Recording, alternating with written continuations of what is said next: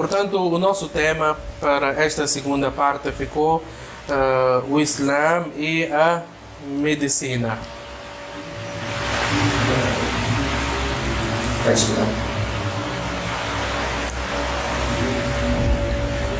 Em primeiro lugar, todo conhecimento benéfico é bem-vindo. Este é o nosso lema.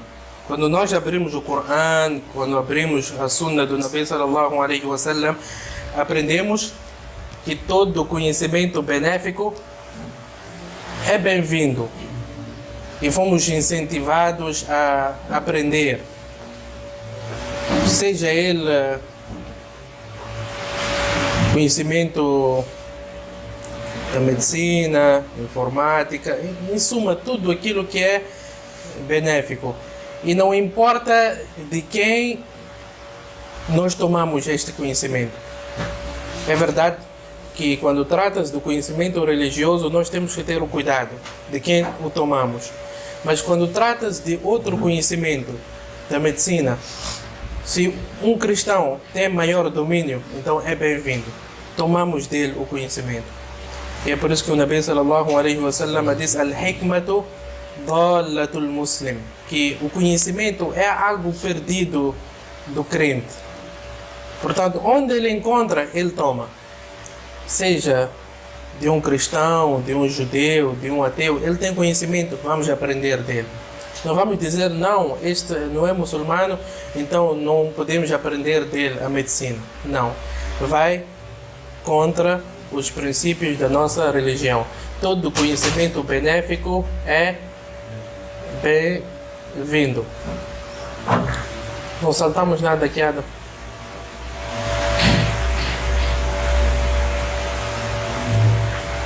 Quanto à medicina, em particular, Imam Shafi'i, rahimahullah ta'ala, resumiu em poucas palavras o estatuto, a nobreza deste conhecimento, quando diz innamal ilmu ilmani, que o conhecimento divide-se em duas partes: ilmu din e ilmu dunya.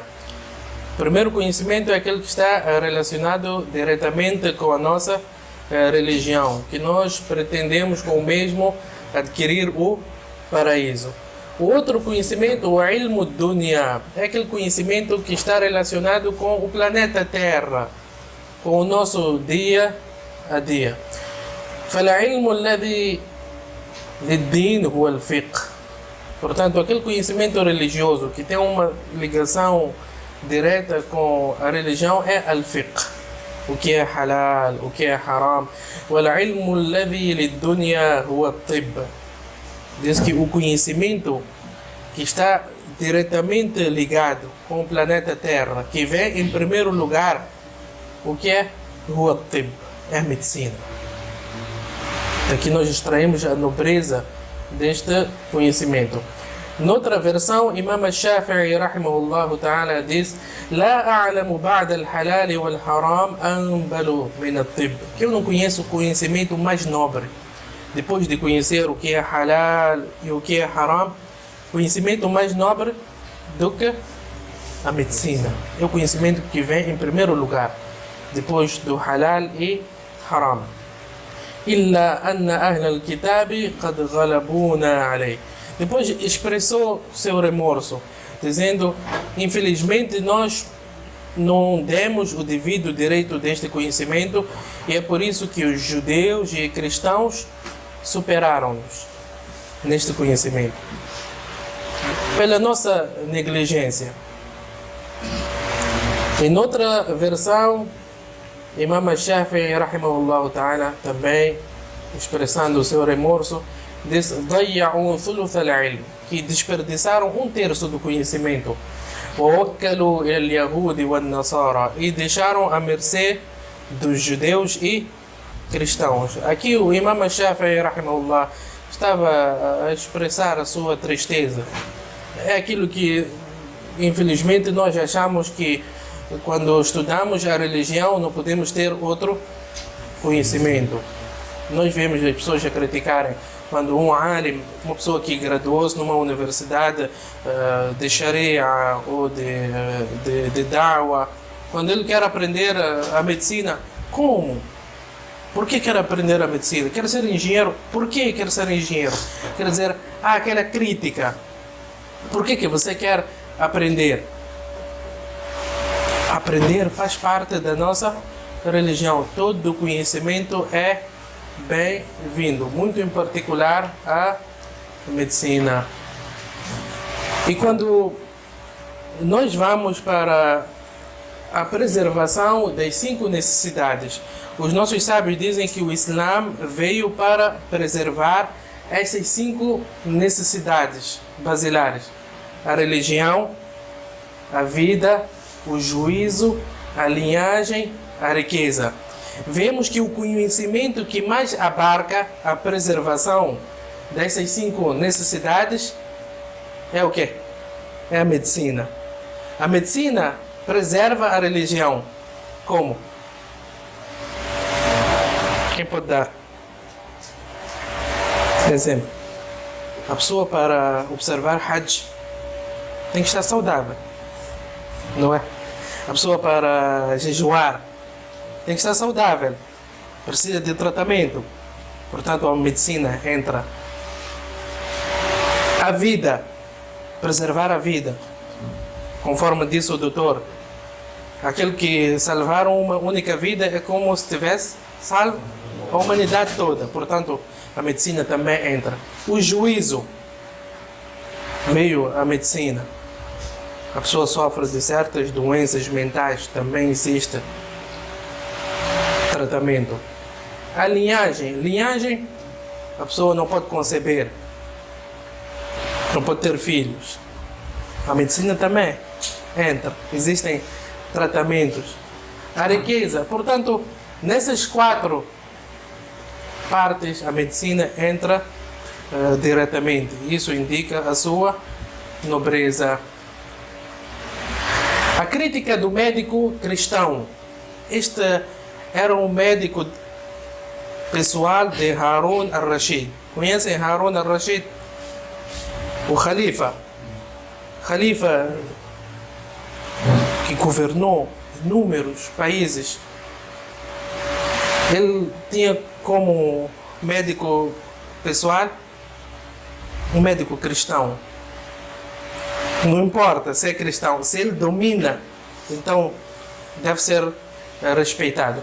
Então consta que certa vez este médico cristão disse para o secretário do Harun al-Rashid que, olha, a vossa religião não fala muito sobre a medicina, ou não tem nada sobre a medicina. Então este secretário disse que, olha, Allah subhanahu wa ta'ala resumiu para nós a medicina em metade de um versículo. Em metade de um versículo. Qual é esse versículo? وَكُلُوا وَاشْرَبُوا وَلَا تُسْرِفُوا. Comam, bebam, mas não desperdicem. Se a pessoa comer sem desperdiçar, beber sem desperdiçar, então ele tem garantido 90% da sua saúde. إِنَّهُ لَا يُحِبُّ الْمُسْرِفِينَ. E depois disse que o nosso profeta também falou que o pior recipiente que o ser humano pode encher é o seu estômago. Portanto, é importante, a doença começa daqui, do estômago. A nossa alimentação, controlar a nossa alimentação, não encher e só para quando já não consegue respirar. Quando já não consegue respirar, aí quando para. Você aí está à procura de doenças. Portanto, temos esta regra também no Islã: ما لا يتم الواجب إلا به فهو واجب.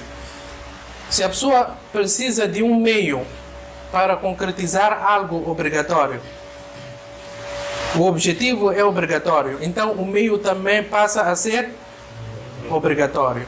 Neste caso, é obrigatório que um certo grupo de pessoas aprenda o quê? A medicina.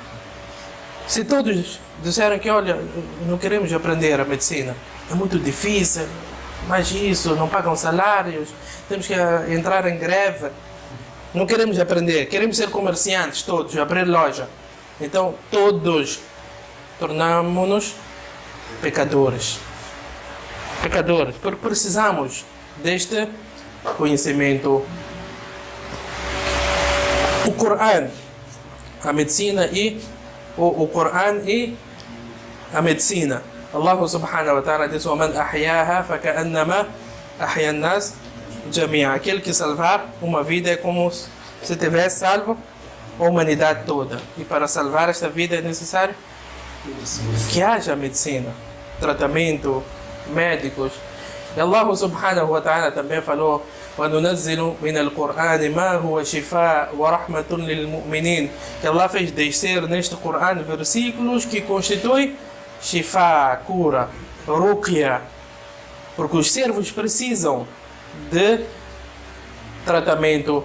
E ainda Allah subhanahu wa ta'ala falando das abelhas: يَخْرُجُ مِنْ بُطُونِهَا شَرَابٌ مُخْتَلِفٌ أَلْوَانُهُ فِيهِ شِفَاءٌ لِلنَّاسِ إِنَّ فِي ذَلِكَ لَآيَاتٍ لِقَوْمٍ يَتَفَكَّرُونَ.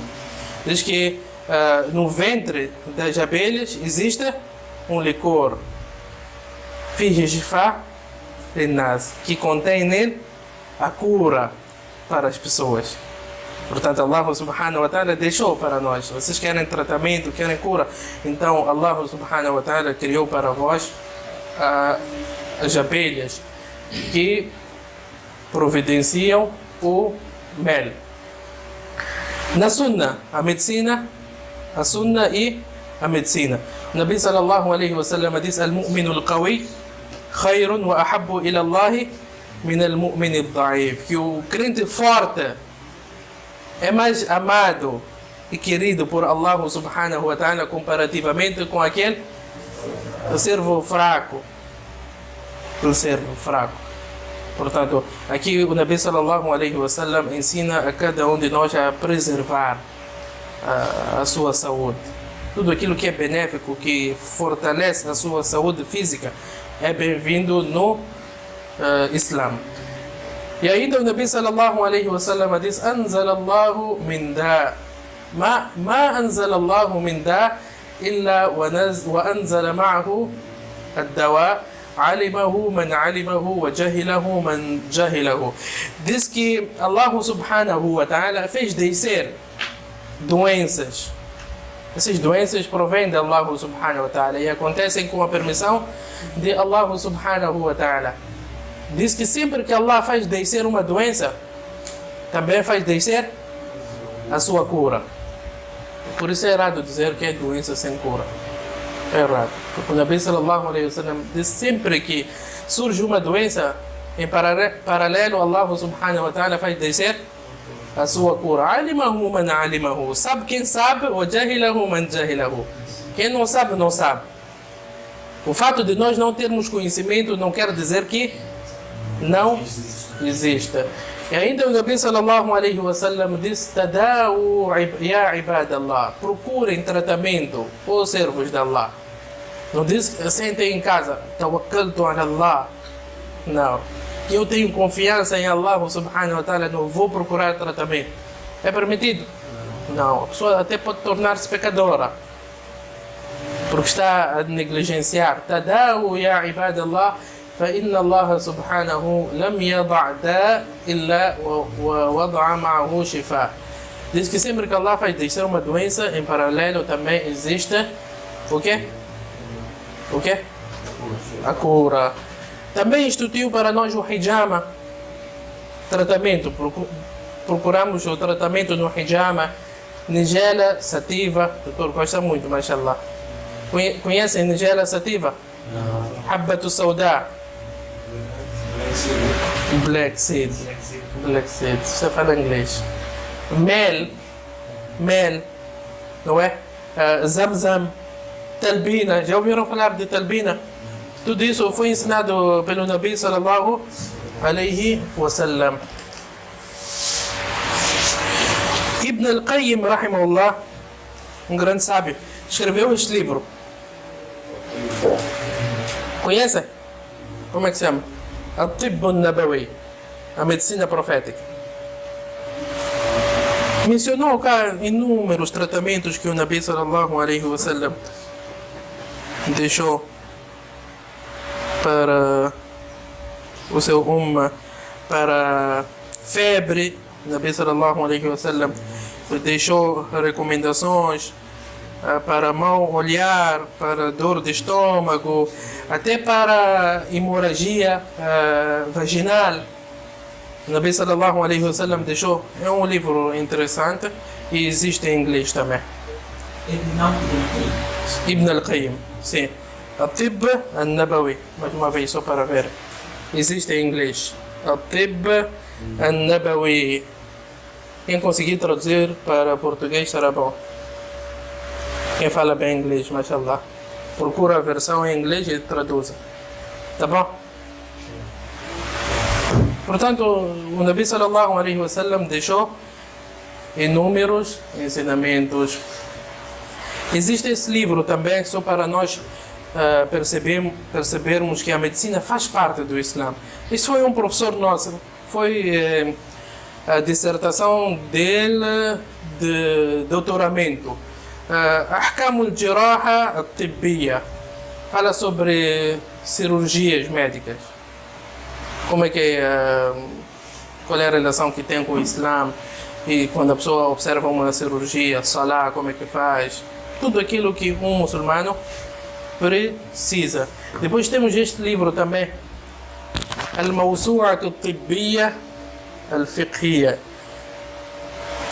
enciclopédia de medicina, assuntos da medicina que têm uma relação com al-fiqh, que as pessoas precisam de saber. Portanto, existe muita matéria. Em seguida, o Nabi sallallahu alaihi wasallam, uma questão? A gravidade de tratar sem conhecimento. Deve aprender. Innamal ilmu bitta'allum. Quer saber, tem que aprender. Não é só dizer que eu sei, ou investigou pouco na internet. É preciso ter professor. Imam al-Shafi'i rahimahullah diz que aquele que seu professor são apenas livros, ele erra mais do que acertar. Tem que ter no princípio professores. Depois a pessoa vai investigar, mas tem que ter as bases, que aprende diretamente com os professores. E o Nabi sallallahu alaihi wasallam disse: Man tatabbaba wa lam yu'lam minhu tibb qabla dhalik fa huwa dhamin. Man tatabbaba, o que significa? Aquele que quer fazer de médico. Não encontraram aí no Hospital Central aquele que usou aquela batida branca e passou muito tempo. Foi encontrado depois de algum tempo, não sei se são anos ou meses. Então aquele que diz que, olha, é aquele que sabe tudo. Conhece, sabe tudo. Você na medicina ele sabe, no DIN sabe, em engenharia, tudo. Ele não tem conhecimento que não sabe. Então o Nabi sallallahu alaihi wasallam disse: aquele que se fazer passar por um médico e não é sabido, não é conhecido como médico, diz que não, eu posso tratar enquanto ele não aprendeu nada. Fahuwa dhamin. E aquela pessoa morrer ou agravar-se, fahuwa dhamin, ele é responsável. Deve ser levado ao tribunal.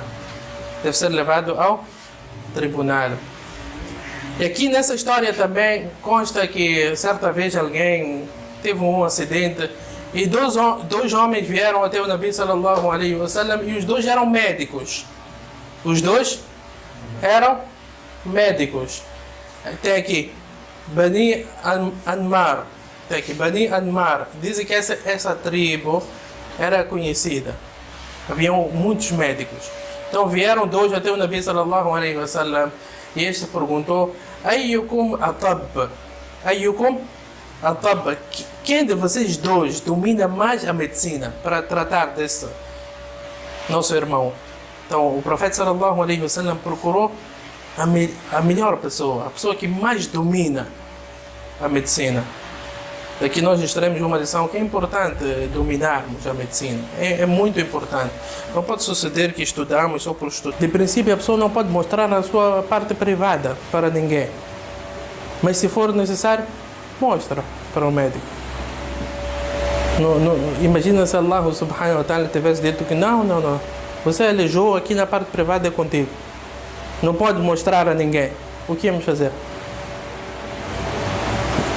Era uma dificuldade, mas diz que não, você precisa de tratamento, então mostra a sua parte privada. Aqui eu queria deixar uma recomendação. Infelizmente, aqui na nossa sociedade, muitas mulheres recorrem aos ginecologistas, homens, propositadamente. Conhecem ginecologista? Sim. Propositadamente.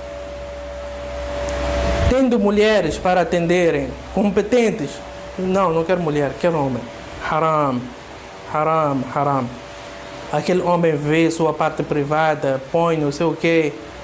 Como? E eu fico mais admirado quando os maridos permitem. Os maridos permitem. Existem mulheres, vamos recorrer às mulheres. É verdade que nem uma mulher pode ver, mas é menos grave do que você dar a um homem para ver a sua parte privada. O mesmo sucede com os homens.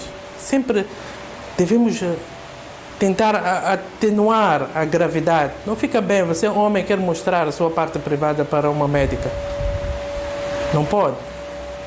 Se há médicos competentes, então esses que devem ser a nossa escolha. Número 2. É haram, de princípio a pessoa não pode cortar nenhum dos seus membros. É pertença de Allah subhanahu wa ta'ala. É por isso que os sábios até dizem que a pessoa não pode fazer testamento.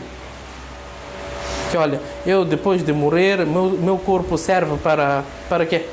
Experimentos. Porque é pertença de Allah subhanahu wa ta'ala. Não é? Você decidiu e as coisas já acontecem.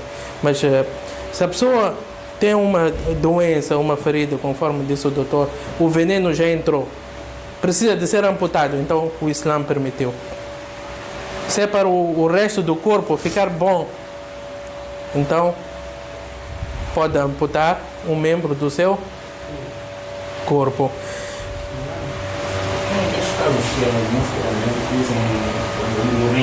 Sim. Doação de órgãos, muitos sábios permitem. Porque entramos naquele versículo, aquele que salvar uma vida é como se tivesse salvo a humanidade toda. É discutível. Temos que abordar com mais pormenores. Rufeida era uma médica. Já ouviram falar de Rufeida? O nome é bonito, acho que ela também era bonita.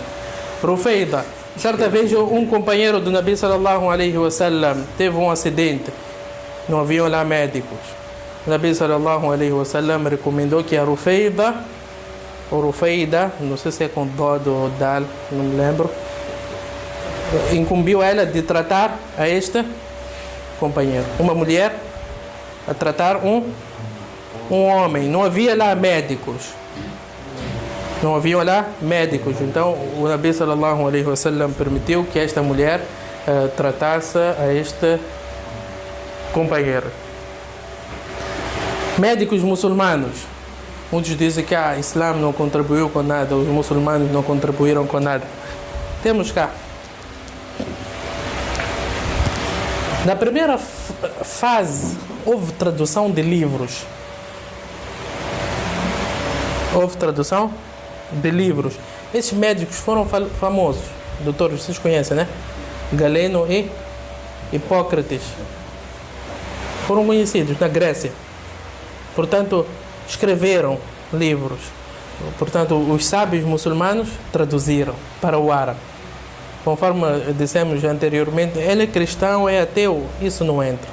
Se ele domina, então nós apenas queremos seu conhecimento. Basta que não seja conhecimento religioso. Conhecimento religioso nós tomamos de pessoas religiosas. Estão a perceber? Então, na primeira fase, beneficiaram-se muito dos livros do Galeno e Hipócrates. Existe Galeno, já ouviram aquele? É aquele centro médico, Galeno. Refere-se a este médico. Depois temos o Ar-Razi. Já ouviram falar de Ar-Razi? Dizem que foi o primeiro a descobrir essas suturas cirúrgicas. O que é mesmo suturas cirúrgicas? São os pontos. A linha. Aqueles pontos que a gente faz. Sim, dizem que até que ele extraiu de um gato. A pessoa que esteve a explicar diz que até em inglês chama-se algo cat. Eu não me recordo. Mas foi a primeira pessoa a fazer esta descoberta. E também foi o primeiro a distinguir a varicela do sarampo. Teve um grande impacto o seu conhecimento. Escreveu livros. Rosa é muito falado. Foi um grande médico e contribuiu bastante para a medicina. Ibn Sina, quem? Avicena. Conhecem Avicena? Infelizmente, os não muçulmanos trocaram os nomes. Ibn Sina colocaram Avicena. Mas nós basta trocarmos um pouco o nome deles. Você não sabe pronunciar. Mas nossas coisas eles gostam de mudar. Então, nós temos que fazer questão de mencionar da forma que os seus pais atribuíram o nome. Ibn Sina, não existe Avicena. Ibn Sina. Dizem que ele é muito conhecido também. Dizem que Ibn Sina escreveu livros que foram ensinados por um período de 7 séculos. Era referência por um período de 7 séculos, Ibn Sina. E dizem que foi o primeiro. Sim, doutor. Ainda na história da medicina, ele escreveu canudos da medicina. Foi o primeiro a compilar da forma como nós aprendemos até hoje em dia. As doenças, compilou pelos sistemas todos. Mashallah. Portanto, foi muçulmano. Depois dizem que ele descobriu isso, ancilostoma. São alguns vermes, alguma coisa relacionada com o estômago. Foi o primeiro a fazer esse estudo. Depois temos o Zahrawi. O Zahrawi também foi muito conhecido. Temos Al-Kahhal. Aqui vem Al-Kahhal, mas é Al-Kahhal. Depois temos o Ibn Butur. Ibn Butur dizem que foi o primeiro farmacêutico que teve um grande impacto na história da medicina. Portanto, resumidamente, é isso que falamos sobre a medicina, que existe uma relação com o Islã e o Islã contribuiu bastante para o desenvolvimento, para o progresso da medicina. E agora esperamos nós fazermos o nosso papel, porque o mundo passa, vai passando, precisamos de fazer novas descobertas. Portanto, deixamos essas tarefas com os nossos médicos cá e os nossos filhos, inshallah, também contribuírem. É bom. Fiquei satisfeito quando ouvi, acho que foi há 2 ou 3 anos atrás, na África do Sul, saiu no jornal que um dos melhores médicos de vista é um muçulmano. Fez um transplante ou uma operação, veio o nome dele no jornal, muçulmano. Então, nós ficamos satisfeitos. Porque não podemos achar que o Islã é só Salah, Zakah, jejum, Hajj e parou por aí. Não. Esses homens perceberam o que é Islã. Esses homens perceberam o que é Islã. Imam al-Nasa'i. Conhecem Imam al-Nasa'i? Quem foi? Hadith, referência a um dos 6 livros. Tem Bukhari, Muslim, Abu Daud, Tirmidhi, Nasa'i, Ibn Majah. Al-Nasa'i era médico, muhaddith e médico. Dizem que durante a manhã ou durante a tarde ele exercia esta profissão e ganhava desta profissão. E durante a outra parte ele ensinava o hadith do Nabi sallallahu alaihi wasallam. E quando vamos para o Egito é muito normal. Grande Qari, mas é médico. O Ahmed Naina, já ouviram falar? O grande Qari é médico. Portanto, é possível sim conciliar, só que nós temos que estudar e analisarmos juntos. Onde é que estamos a falhar na nossa educação? Porque às vezes não há tempo. Sempre uma parte fica para trás, aqui na nossa educação. E Allah subhanahu wa ta'ala deu a todos 24 horas. Esses homens também tinham 24 horas. Não tinham 25, tinham? Não tinham 25. E eles conseguiram dominar. E dominar não é saber. Não é saber, dominar a ciência. Sabiam o Corão perfeitamente, sabiam o Hadith perfeitamente, sabiam a medicina perfeitamente, fizeram todos esses experimentos e contribuíram para o conhecimento. Então, nós esperamos que os nossos médicos também sejam exemplares, quer dizer, conheçam perfeitamente o Corão, a Sunna do Nabi sallallahu alaihi wasallam. E nós também, nós os outros, temos que perceber. E é por isso que eu fiz mesmo questão de pedir esta intervenção, primeiros socorros. Não podemos parecer patetas, não, fugir, como disse o doutor, fugir. Outro, e eu nem consigo ver sangue. Homem grande, eu não consigo ver sangue. Como é possível? É necessário aprender. Portanto, é isso basicamente que eu queria deixar cá. Que Allah subhanahu wa ta'ala aceite de nós. Mais uma vez agradecer aos nossos doutores. Wa sallallahu wa sallam wa baraka ala nabina Muhammad wa ala alihi wa sahbihi ajma'in.